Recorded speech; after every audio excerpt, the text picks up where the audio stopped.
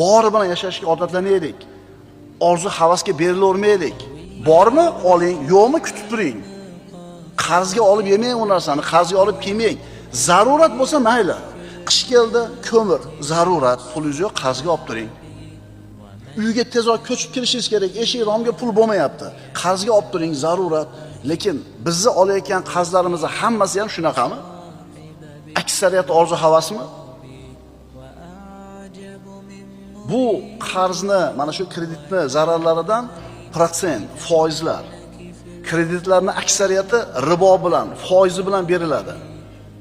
Bu esa ribo, gunoh kabiralardan. Isrofgarchilik, hashamat yana bitta zarari. Kredit olish oson bo'lganligi uchun insonlar qarz olishi oson bo'lganligi uchun imkoniyatidan tashqari sarflashlikka, hashamatga, zarur bo'lmagan narsalarni sotib olishlikka haris bo'ladi. Agar shu qarz olish qiyin bo'lsa, qarzga birov pul bermasa yoki buyum bermasa, sabr qil, majbur yashaydi.